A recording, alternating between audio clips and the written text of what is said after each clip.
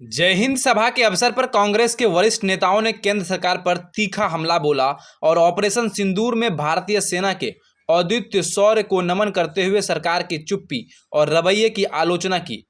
लोकसभा में प्रतिपक्ष के उपनेता गौरव गोगोई ने सभा को संबोधित करते हुए भाजपा नेता द्वारा सेना और शहीदों के परिवारों के प्रति दिए गए विवादित बयानों की कड़ी निंदा की। उन्होंने कहा कि पहलगाम में मारे गए आतंकी की पत्नी हिमांशी नरवाल ने जब देश के लिए खड़े होने की बात कही तो भाजपा नेता ने उन्हें कायर कहा। न केवल अपमानजनक है बल्कि महिलाओं के साहस का भी अपमान है। वहीं कर्नल सोफिया को झूठे आरोपों में घसीटा गया पर केंद्र सरकार और राष्ट्रीय महिला आयोग ने मौन साध लिया। गोगोई ने पीएम मोदी पर सीधा हमला बोलते हुए कहा कि जब भारत ऑपरेशन सिंदूर के तहत पाकिस्तान में आतंक के खिलाफ कार्रवाई कर रहा था तब आईएमएफ पाकिस्तान को कर्ज दे रहा था ताकि वो अपने नुकसान की भरपाई कर सके। विदेश मंत्रालय की विफलता यहां स्पष्ट दिखती है। उन्होंने आरोप लगाया कि अमेरिका के दबाव में सीज फायर कर सेना के शौर्य का अपमान किया गया जबकि आज तक पहलगाम के आतंकी को पकड़ा नहीं गया। उन्होंने सरकार पर आरोप लगाया कि एक तरफ विदेशी सांसदों को ऑपरेशन की जानकारी दी जा रही है, वहीं देश की जनता को अंधेरे में रखा जा रहा है। विशेष संसद सत्र से भागना सरकार की असुरक्षा को दर्शाता है। सभा में कांग्रेस के भूतपूर्व सैनिक प्रकोष्ठ के राष्ट्रीय अध्यक्ष कर्नल रोहित चौधरी ने कहा कि कश्मीर में आतंक का नया ट्रेंड सामने आया है। 40 मिनट तक नरसंहार चलता रहा और सुरक्षा बल समय पर नहीं पहुंचे। आज आपके सामने हमें ये बातें उठानी है। हमें गर्व होता है अपने सेना पर, हम गर्व करते हैं अपने फौज पर, हम गर्व करते हैं कि हम संविधान के साथ हम खड़े हैं। हम गर्व करते हैं कि भारतीय की ये गंगा जमुना की जो तहजीब है उनको आज हमने बरकरार रखा है। लेकिन साथ साथ कुछ जायज सवाल है हमारे पास। हम सवाल पूछना चाहते हैं पूरी पूंछ रजौरी में जो हमारे मृतक के परिवार हैं उनके इंसाफ के लिए।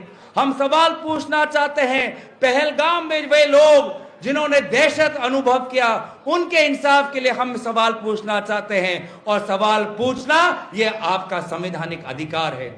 और इसलिए बार बार कांग्रेस पार्टी राहुल गांधी जी ये मांग करते हैं कि भले ही भारत सरकार विदेशों में सांसदों को भेज रहे हैं, इसमें हमारी कोई आपत्ति नहीं है, लेकिन हमारा यह सवाल है कि जब भारत के सांसद विदेशों में जाकर विदेशों की सरकारों को बताते हैं तो क्यों ना हम सदन में पार्लियामेंट के अंदर एक विदेश सत्र के द्वारा पार्लियामेंट के अंदर भी सरकार अपने रुख बताए, अपना पक्ष बताए।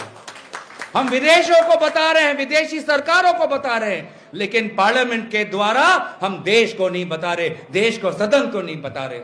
तो इसीलिए बार बार ये मांग हम कर रहे हैं। आज बहुत से महत्वपूर्ण बातें आपके बीच में कही गई है। आज पूरा देश याद करता है कि किस प्रकार से पाकिस्तान को मुंह तोड़ जवाब हमारे भारत की स्वर्गीय प्रधानमंत्री इंदिरा गांधी जी ने दिया। उस समय भी इंदिरा गांधी जी पर बहुत दबाव था। उस समय में भी अमेरिका के सरकार ने बहुत दबाव डाला था भारतीय सेना पर, भारतीय सरकार पर, लेकिन इंदिरा गांधी जी एक निडर नेत्री थी। इंदिरा गांधी जी एक शेरनी थी। उन्होंने अमेरिका क्या कह रही थी उसको उन्होंने गौर नहीं देके, उसको तवज्जो नहीं देते हुए उन्होंने पाकिस्तान के 2 टुकड़े किए। उन्होंने पाकिस्तान के 2 टुकड़े किए जो आज तक कोई कर नहीं पाया।